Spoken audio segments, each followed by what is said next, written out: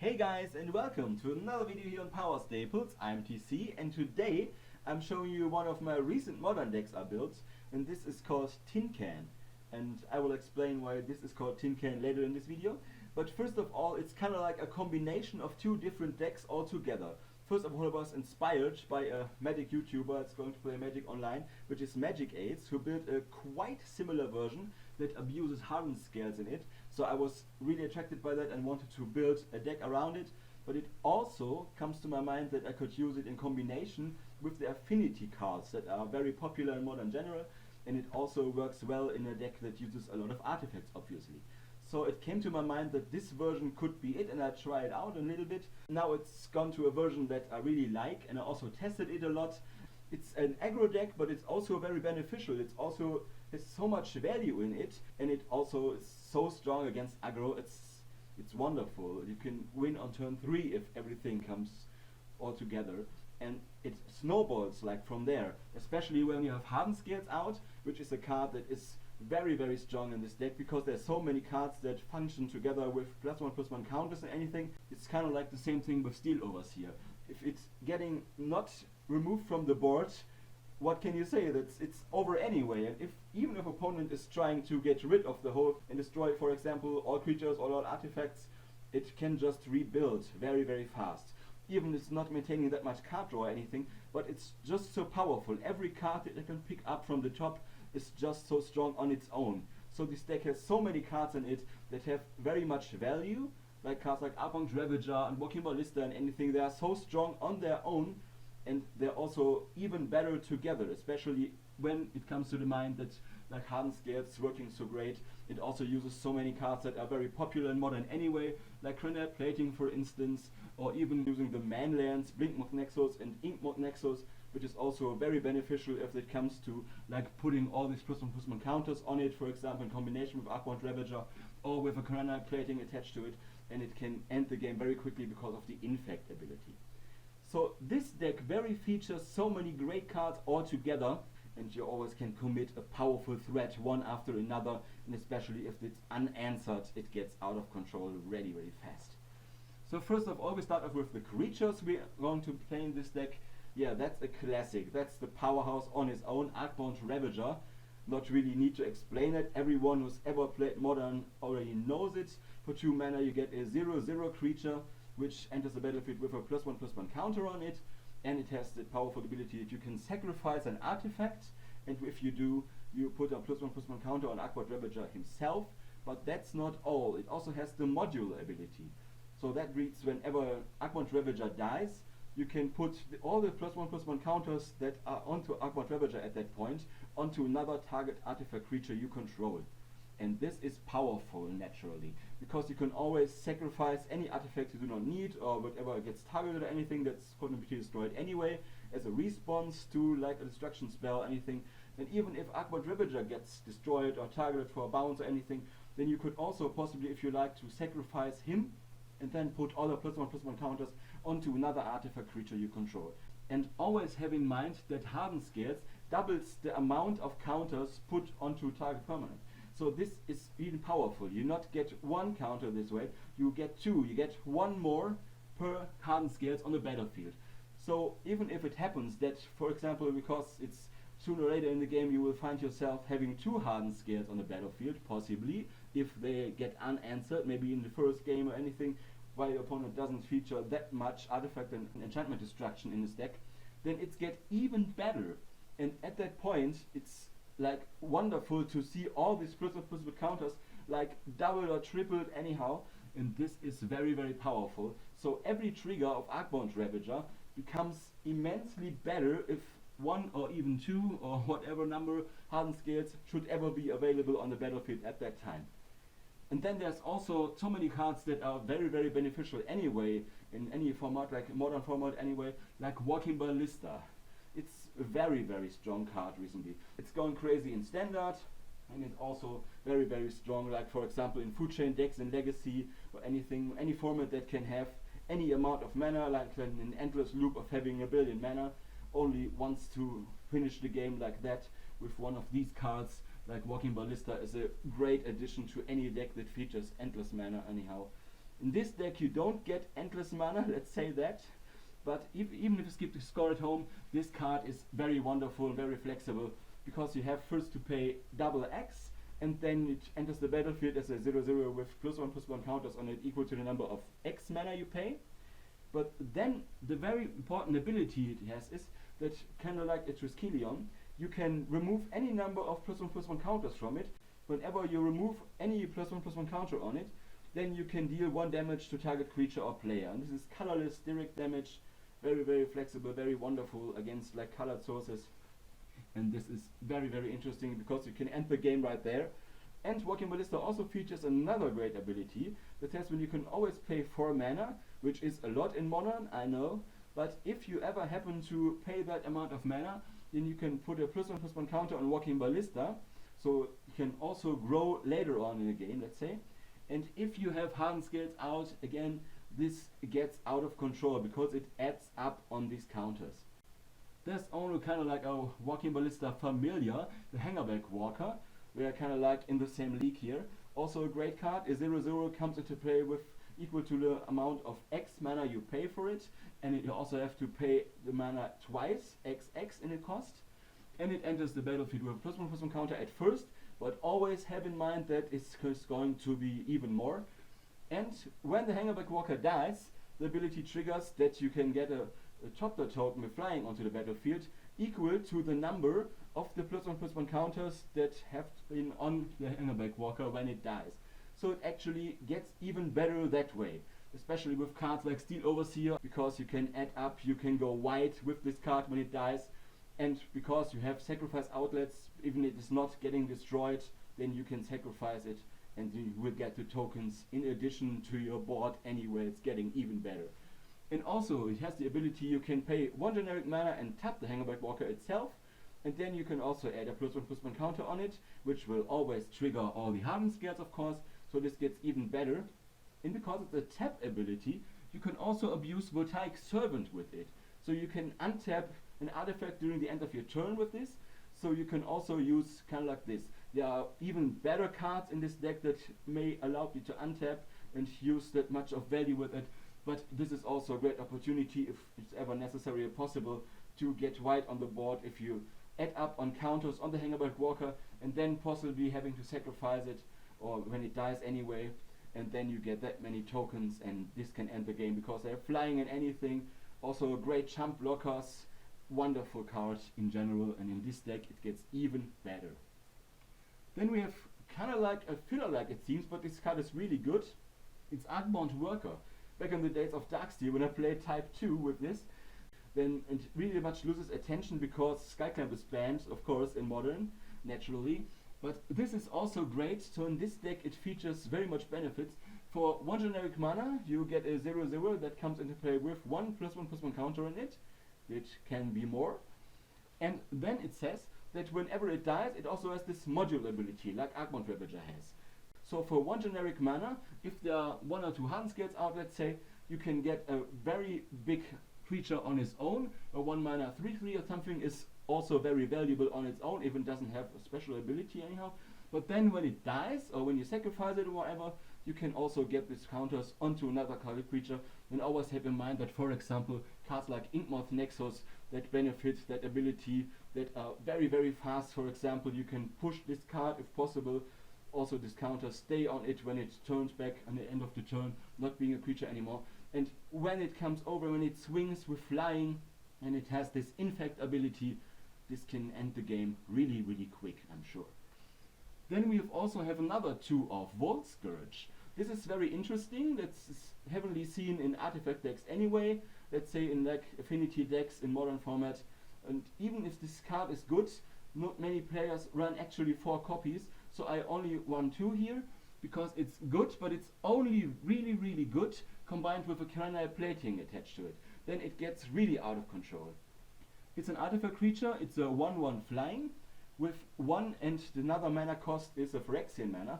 You can either play a black mana, which this deck does have, but you can also pay 2 life to pay that Phyrexian mana instead of paying black mana for it, which is most certainly the case. What is going to happen? You pay only 1 mana and then 2 life. You put the Volt Scourge into play, And then it's a 1/1 flying creature, an artifact creature which is also black, and it has lifelink, which is very interesting. Not on its own, it's a 1/1 creature. 1/1 creature with lifelink is not that valuable, of course, but it gets so much better. For example, with cards like Steel Overseer pushing it, and all the other things that can possibly be put on it, like all the other +1/+1 counters, for example, on a creature with model that died. Then you can put the Volt Scourge onto it, and then all these counters go there, and then the flying lifelink combination is amazingly good. Especially with Granite Plating, this can be a game ender on its own, and also great if an opponent is trying like to burn you out or something, you really would abuse that life gain. This is very, very beneficial in this deck. It's very powerful, so you are not really dying, you're just getting better with your life total, and your opponent cannot finish you off, even if it doesn't look well at first, because of that lifelink of that Volt Scourge. So I wanted to put 2 of these in the deck for the greater good. Then there's Ornithopter, the classic. 0 mana, 0/2 creature with flying. That's about it. But it's also very valuable for Metalcraft. At least like the Mox Opal wants to have Metalcraft, and also the Galvanic Blast feature that. So keep that in mind that it's going to be around for a reason. And it's also always available with Granite Plating, of course, because it's a flying artifact creature that can also put all these +1/+1 counters on it from Arcbolt Ravager and anything. So it's very good for 0 mana, neither to say more. And there's one of these most interesting creatures that are very, very powerful in this deck, like snowballs like havoc, really. It's Steel Overseer, which wasn't played for a long time until then people realized how great it actually is. For 2 generic mana, it's a 1/1 construct creature, and you can tap it, and then you put a +1/+1 counter on each artifact creature you control, which also contains himself. So it gets better anyway. So if you ever get to tap him only once, you get a 2 mana 2/2, and you also benefit all your board, all your creatures, with another +1/+1 counter on it. And of course, needless to say more, with Hardened Scales it's going to add up like a lot. And then there's a card that really, really benefits that. Very, very powerful. It's Voltaic Servant, one from Dominaria. It's kind of like a very early inclusion here. Let's say it's really that good, so I only wanted to implant 2 copies in it. But it's very strong. For 2 mana you get a 1/3 creature, and very powerful effect that says at the end of your turn you may untap target artifact you control. And this is powerful with Steel Overseer in general, naturally, because you can do this effect again.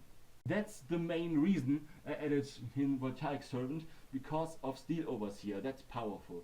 But you can always untap other cards, like a Mox Opal if you need that mana open or anything, or you can always untap Either Veil. And that's another of these very, very great inclusions in this deck. Regularly you always want to run 4 Either Veils in any deck. I'm pretty sure like every human deck, every aggro deck, Merfolk, anything uses always 4 copies no matter what. But in this deck you can play all the cards. You're not really that much into an issue when it comes to colors you need to pay for the costs, and also it doesn't really matter, for example, because you can play all the cards in your hand, possibly anything. So it's not like you're playing a Mer Superior or something that you cannot cast normally. You can cast all your cards, you have a very low mana curve, so that's not really a problem there. So only 3 copies, but I want to play these because it's so valuable, because you cannot even get that much added speed to the deck. First turn Either Veil unanswered is really, really powerful on its own, naturally, because the cards can be countered and you can put them into play whenever you like. And it's so great on its own, but you can also always find a great way to support it together with this Voltaic Servant combined, because you can put a creature into play, let's say on your turn, and then at the end of your turn you untap it because of the Voltaic Servant. And for example, it always triggers no matter what, so you can, for example, if you have 2 counters on Either Veil, you can tap it to put a Voltaic Servant into play before the end of your turn is, and then at the end step you can untap and put another creature into play that has kind of like the same converted mana cost or whatever. And this is why this deck is going to be so huge. There are so many cards that have converted mana cost of 2 in this deck, like Volt Scourge and also Steel Overseer and Arcbolt Ravager and Voltaic Servant. So this really, really gets out of control pretty fast. So let's continue talking about one of the greatest cards in this deck, like a key card component here. I mentioned it so much because it's synergetic so well in this deck. It's of course Hardened Scales. For 1 green mana, that's the main reason I run green in this deck, and also why I run colors in a kind of like artifact specific deck, which doesn't really need colors for most spells. But this is so beneficial and it's very crucial to have it in the first turn. It's just for 1 green mana. It's an enchantment that says whenever a +1/+1 counter would be put on any target you control, this adds up by putting another +1/+1 counter on that card instead.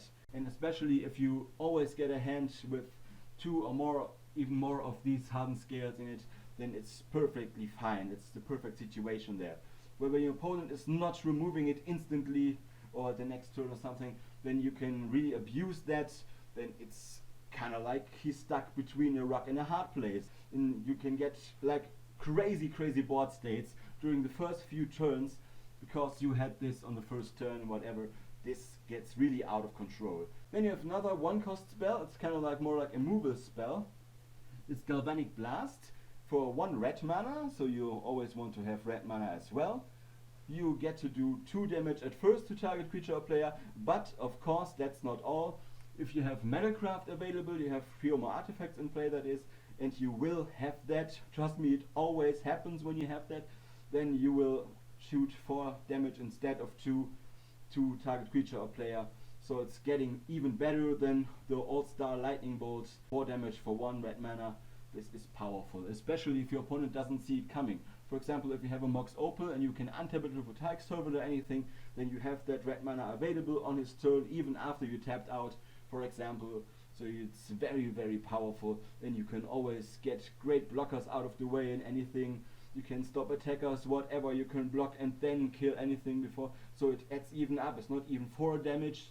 You can always block something or use Walking Ballista in addition or anything, and it gets even better. You can also target greater cards with it, successfully trying to destroy it, and this is very strong. And it's very common that sooner or later, if the game is kind of like stuck and you cannot attack for any reason, then you can find your 1 or 2 pieces of Galvanic Blast to end the game by shooting at your opponent. 4 or 8 damage out of nowhere can possibly end the game right there, even in Modern with anybody's playing fetch lands and shock duels. So this is very valuable like that. Also with Walking Ballista, possibly a great opportunity to end the game by doing direct damage to your opponent. And this is probably one of the greatest equipments in the Modern format.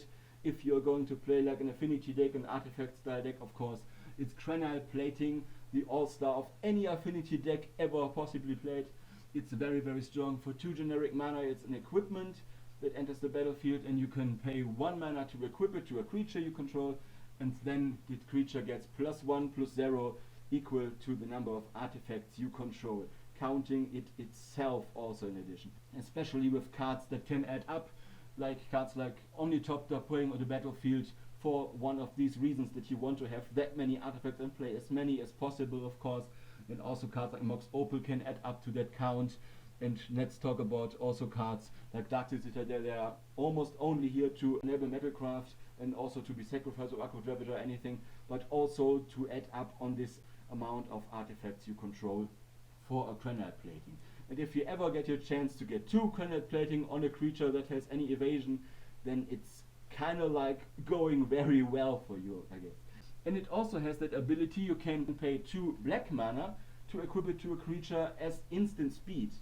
This is also very valuable. If I attack with any amount of creatures, let's say with a bunch, an opponent can only block a few of them, not all, then you can pay 2 black mana, which is very available with this deck. With all these colored sources in this deck, they can be paid for any amount of mana. Any small creature that can attack and comes through, for example like an Ornithopter that is unanswered because it's 0/2, it can be a very valuable threat to you, because you can always pay 2 black and then equip it as an instant, and then it's probably going to matter how many damage you're going to do. And this is also a very great way to answer a board state that is totally not in favor of you, and you can end the game right there with that power of this card.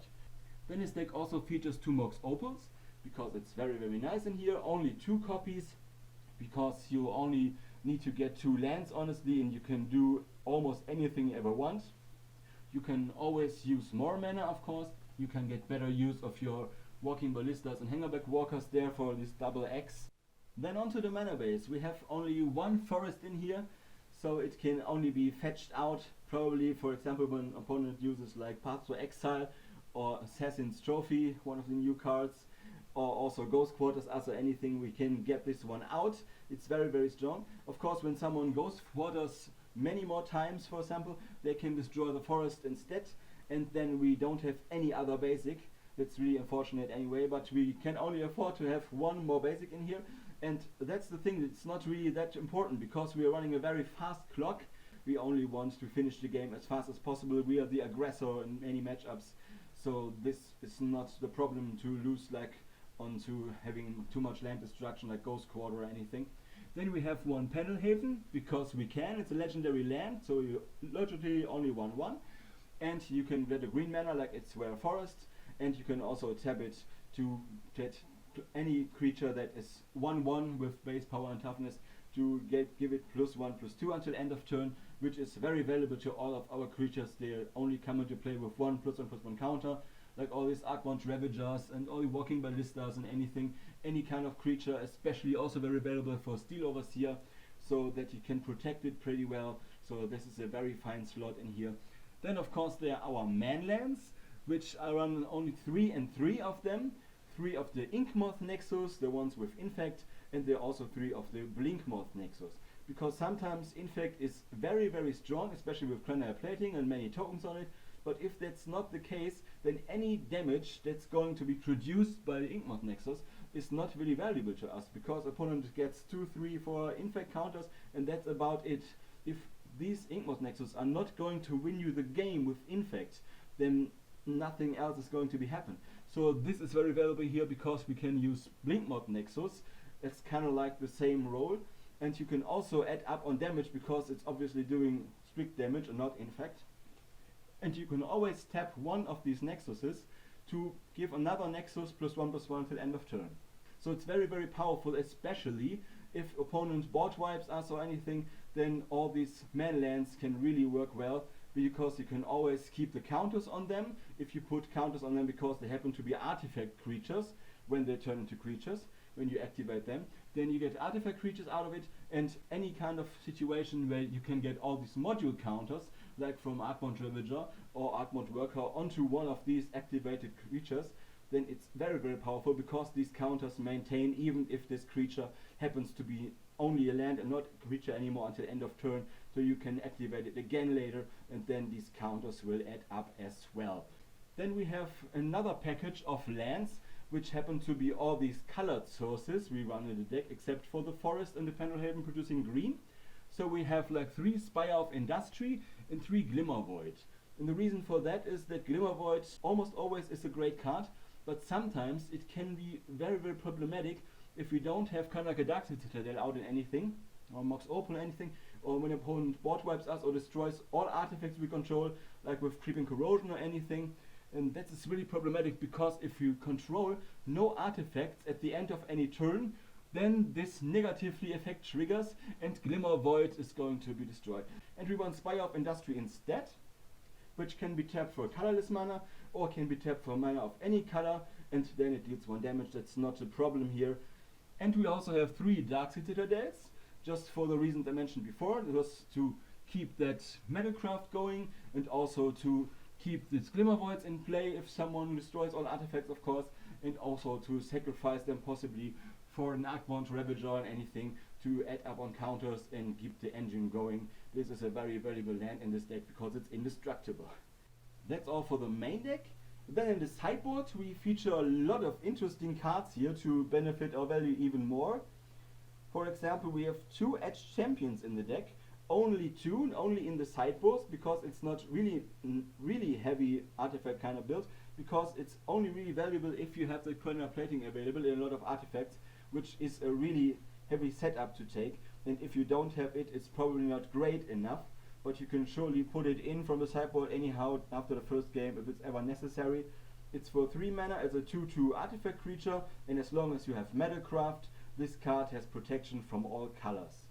But nowadays where a Eldrazi runs around or anything, that's really a problem there, because it has protection for all colors, but Eldrazi are colorless, and also in the mirror matches against any affinity style deck, it doesn't really benefit that much. But anyways, it's very strong here, because you can run through blockers anyhow, like token blockers and anything. If they not happen to be colorless or anyhow, then it's very valuable. Your opponent cannot destroy it like with any small spell, like not a lightning bolt or anything, or dismember can target it. Very strong. And if you happen to put a granite plating on it, this can end the game anyway, because it's unblockable and anything, it's unanswerable most probably, and this is very powerful on its own. Then we have the Phyrexian Revoker, which is a very valuable card. It's kind of like a pithing needle on a stick. So this gets very good against all these planeswalkers nowadays, and also maybe it's running like an Needle Conceptor or anything that's valuable, so you can stop opponent from doing things with that, especially planeswalkers like Liliana and anything. So it's very great to stop these cards from happening, kind of like. Then we have Aethersworn Canonist, and it says that as long as it's on the battlefield, whenever a player plays a non-artifact spell, he cannot play any other non-artifact spells this turn. So this is very good, not only against cards with Cascade, like it's seen very likely in the modern format in Junt and anything that Bloodborne Elf is into the format again, but it also obviously great against Storm and so many other decks that add up, like Ad Nauseam, who wants to play an additional Angel's Grace or something, which we cannot do that. And this is very strong, and a 2-mana 2/2 artifact creature, even if it's white, is very potent in certain matchups. Then we have Disciple of the Volt.